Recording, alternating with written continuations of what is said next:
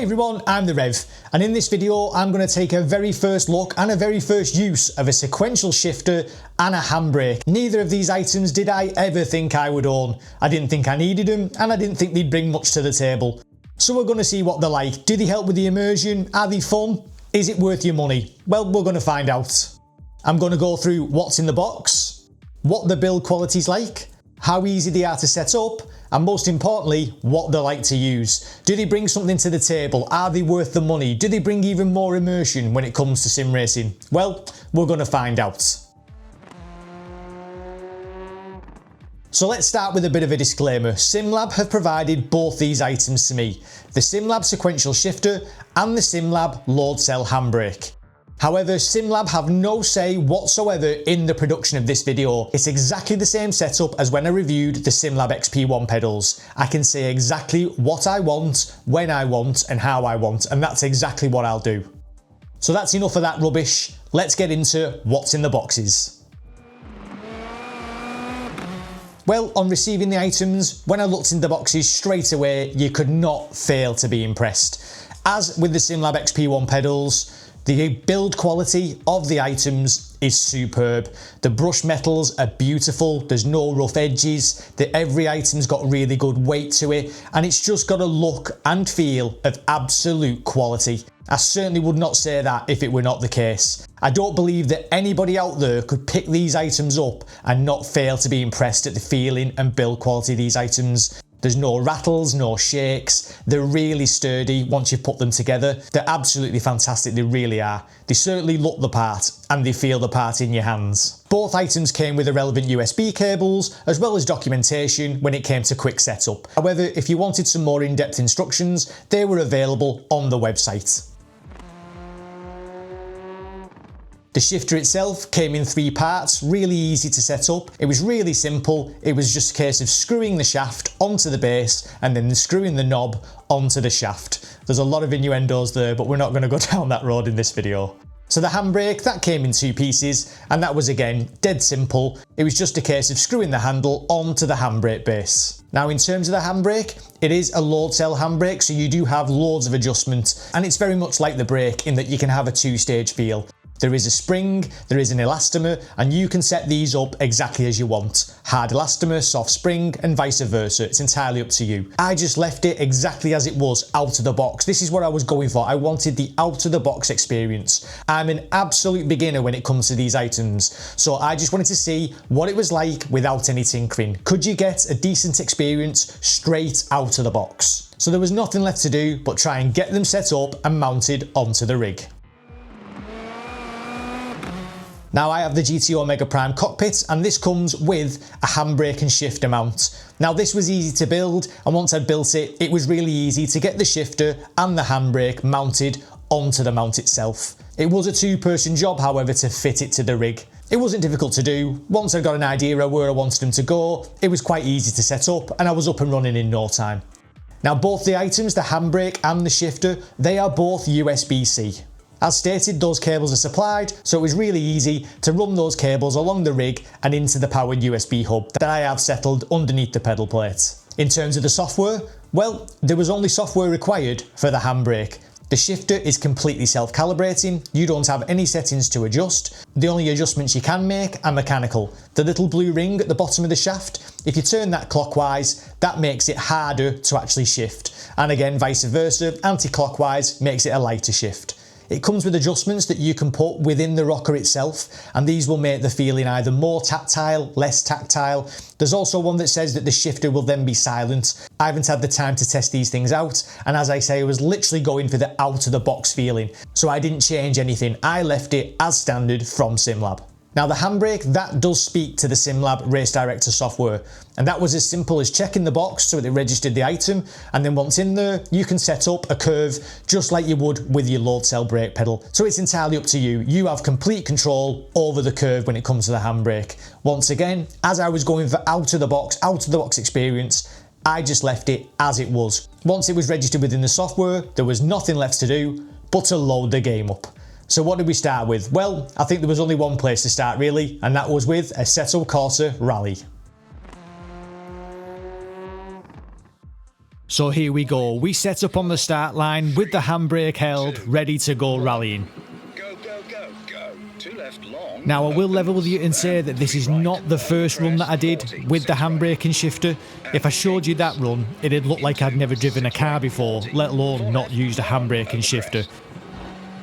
Brake into 3 left tightens, 90. Straight away though, I knew that I loved the shifter. It just felt really good to be moving your hand from the wheel to change gear as opposed to using the paddles. However, having used the paddles for so long, I really had to tell myself to not use them. I found that my fingers were wandering to them all the time, just almost changing gear with the paddle rather than moving my hand. However, once I got used to it, I did find it really, really fun. And I never would have expected it, I'll be honest. It just wasn't a piece of equipment that I'd ever considered really before trying AC Rally.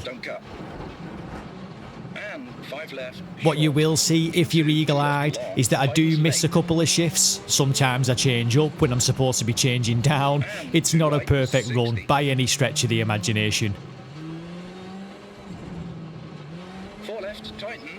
I think if anything though, I was quite impressed at how actually natural it felt. I don't know, maybe it's because I've obviously been driving a car since I was 18 years of age and I'm now 43.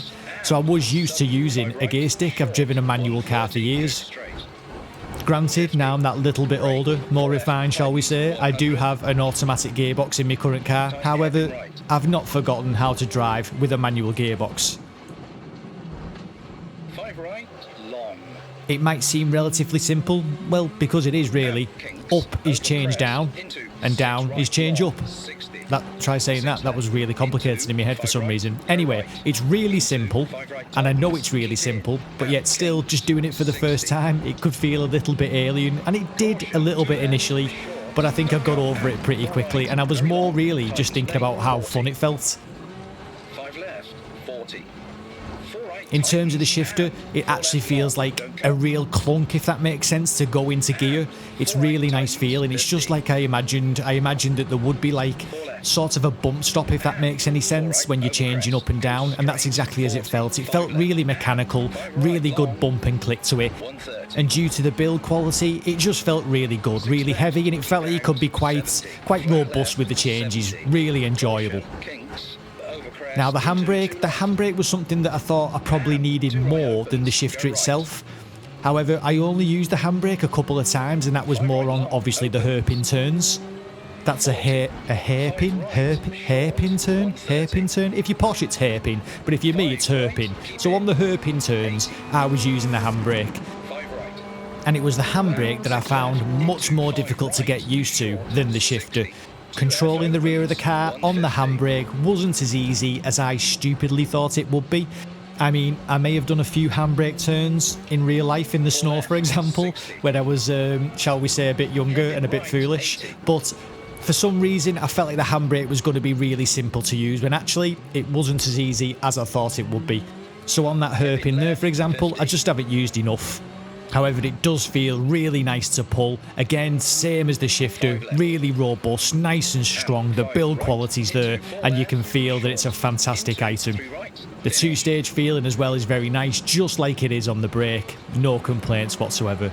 And as you can see now, from the Rev's little face, I was made up with that run. But there's lots and lots of work to be done and lots of time to be put in before I'm fully used to using these new pieces of kit.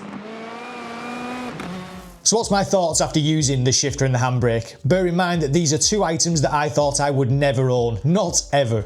I have to say that for AC Rally, it was absolutely game changing. I think you can see from my face that I really enjoyed it. I really, really did. I feel like it just brought another dimension to Assetto Corsa Rally. Rather than changing gear with the paddles, which is what I'm completely used to, it just felt good to be taking your hand off the wheel, throwing the shifter up and down. I really enjoyed it and I thought it was really good. In terms of noise, I didn't find it noisy. However, I do use headphones when I'm doing my sim racing. Rachel did say that she could hear me shifting up and down, However, that's not unusual because you can hear most things that happen in this room due to it being right above the living room. So to me, the noise levels were fine. And then we come to the handbrake. How did the handbrake feel? So straight out of the box, without messing with any settings, without messing with the elastomer or the springs, the handbrake was brilliant. I'm sure you could see from the driving that it took a bit of time to get used to, but once I got used to it, it felt really good to be sliding the back end of the rally car around and then just controlling it on the handbrake and then hitting the throttle. It was really good. Once again, in terms of noise, the handbrake for me was completely silent.